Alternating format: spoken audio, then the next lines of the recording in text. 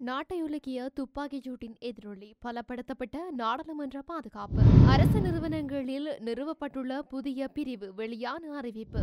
யாழ்ப்பாணத்தை சேர்ந்த தொழிலதிபர் SP சாமி காலமானார். நீதிமன்றத்திற்குள் நடந்த படுகொலை. வெளிநாட்டிலிருந்து வந்த உத்தரவு. பின்னணியில் யார்? யாழில் விரைவில் கடவுச்சீட்டு அலுவலகம். அமைச்சரின் அறிவிப்பு. பெண் சூத்திரதாரிக்கு வலை வீசும் போலீசார். கொலைக்கு பெருந்தொகை பணம் ஒப்பந்தம். தேசிய பாதுகாப்பு குறித்து பாடம் நடத்துவதாக கூறியோருக்கு என்ன நடந்தது? பாடசாலை மாணவர்கள் குறித்து வெளியான அதிர்ச்சி தகவல்.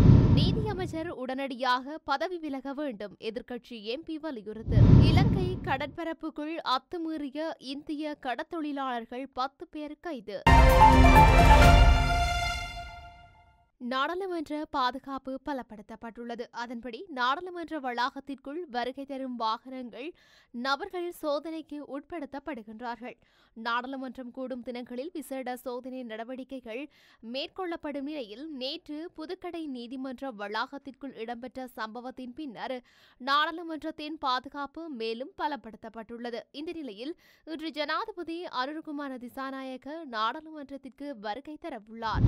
நாட்டிலுள்ள அனைத்து அரச நிறுவனங்களிலும் பயனுள்ள பொது சேவைகளை வழங்குவதற்காக உள் விவகார பிரிவை நிறுவ முடிவு செய்யப்பட்டுள்ளதாக தகவல்கள் வெளியாகியுள்ளது. இது தொடர்பான சுற்றறிக்கையை ஜனாதிபதியின் செயலாளர் NS குமாரநாயக்க வெளியிட்டுள்ளதாக தெரிவிக்கப்படுகின்றது. ஊழலை தடுப்பதும் அரசு நிறுவனத்திற்குள் ஒருமைப்பாட்டின் கலாச்சாரத்தை வளர்ப்பதும் வெளிப்படைத்தன்மை மற்றும் பொறுப்புக்கூறலை உறுதி செய்வதும் நெறிமுறை நிர்வாகத்தை ஊக்குவிப்பதும் லஞ்சம் அல்லது ஊழல் குற்றச்சாட்டுகளை விசாரிக்கும் ஆணைக்குழுவுடன் இணைந்து சட்ட நடைமுறைப்படுத்தலில் உதவும் நோக்கத்திற்காக இந்த பிரிவு நிறுவப்பட்டுள்ளது. அனைத்து அரசு நிறுவனங்களிலும் உள்ளக விவகார பிரிவு ஒரு சிறப்பு பிரிவாக நிறுவப்பட வேண்டும் என்றும் அதன் ஆரம்ப கட்டமாக அனைத்து அமைச்சரவை அமைச்சுக்கள், மாகாண தலைமை செயலகங்கள் மற்றும் மாவட்ட செயலகங்களிலும் இது நிறுவப்பட வேண்டும் என்றும் ஜனாதிபதியின் செயலாளர் தெரிவித்துள்ளார்.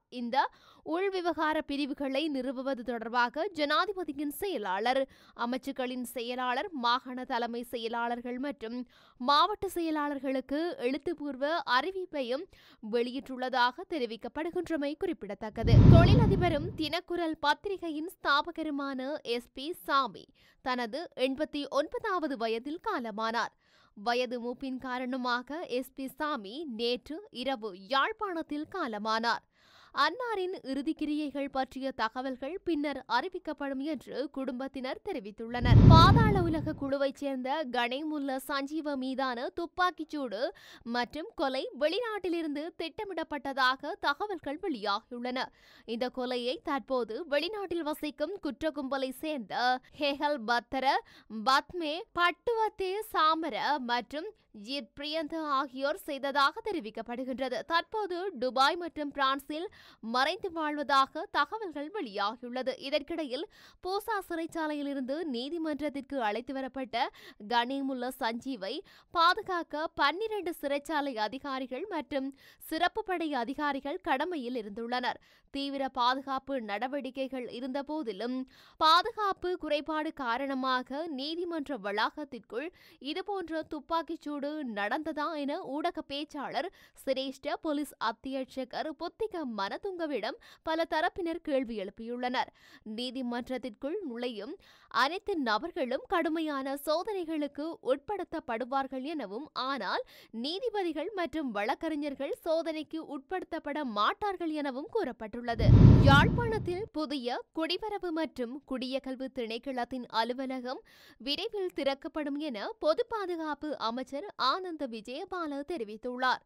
புதிய பணிமனையை திறப்பதற்கான அனைத்து ஏற்பாடுகளும் பூர்த்தியடைந்துள்ளதாக பொதுமக்கள் பாதுகாப்பு அமைச்சர் குறிப்பிட்டுள்ளார். இதேவேளை குடிவரவு மற்றும் குடியகல்வு திணைக்களத்தின் செயல்பாடுகள் இன்று முதல் 24 மணி நேரமும் இடம்பெறும் என அமைச்சர் தெரிவித்துள்ளார். இதற்காக கொழும்பு கோட்டை பத்திரமுல்லை வரை ஈப்போச இரவு நேர பேருந்து சேவையும் நடத்தப்படுகின்றது. இதன்போது கடவுச்சீட்டுக்கான அவசர தேவை கொண்டவர்கள் மாத்திரம் பணிமனைக்கு வருகை தந்து பெற்றுக்கொள்ள முடியும். மேலும் தற்போது போதுமான கடவுச்சீட்டுகள் கையிருப்பில் உள்ளமையால் வரிசையில் காத்திருக்க வேண்டிய நிலை ஏற்படாது என பொது பாதுகாப்பு அமைச்சர் ஆனந்த விஜயபால தெரிவித்துள்ளார். கொழும்பு புதுக்கடை நீதிமன்றத்திற்குள் நேற்று பரபரப்பை ஏற்படுத்திய கொலை சம்பவத்துடன் தொடர்புடைய பெண்ணை கைது செய்யும் நடவடிக்கையில் போலீசார் ஈடுபட்டுள்ளனர்.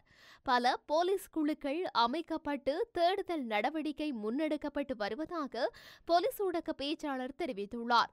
கொலை சம்பவத்துடன் தொடர்புடைய பிரதான சந்தேக நபர் நேற்றைய தினம் புத்தளம் பலாலி பகுதியில் வைத்து கைது செய்யப்பட்டிருந்தார். 34 வயதான முகமது அஷ்மன் சரீப்தீன் என முன்னாள் ராணுவ கொமாண்டோ என அடையாளம் காணப்பட்டுள்ளார். சந்தேக நபர் பல்வேறு பெயர்களில் செயல்பட்டுள்ளதாக போலீசார் தெரிவித்துள்ளனர்.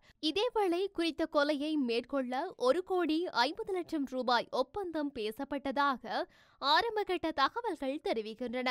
சுட்டுக் கொல்லப்பட்ட பாதாள குழு தலைவர் கணேமுல்ல சஞ்சீவவின் சடலத்தை பொறுப்பேற்க அவர்களின் உறவினர்கள் எவரும் முன்வரவில்லை என தகவல்கள் வெளியாகியுள்ளமையும் குறிப்பிடத்தக்கது.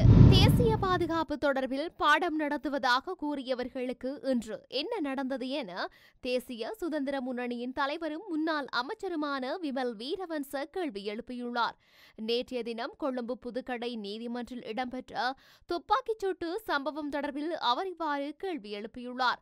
நாட்டின் தேசிய பாதுகாப்பை உறுதிப்படுத்துவதாகவும் தேசிய பாதுகாப்பு தொடர்பில் ஏனையவர்களுக்கு தங்களால் பாடம் நடத்த முடியுமெனவும் தேர்தல் காலத்தில் மார்தட்டி கொண்டவர்களுக்கு இன்று என்ன நடந்தது என அவர் கேள்வி எழுப்பியுள்ளார்.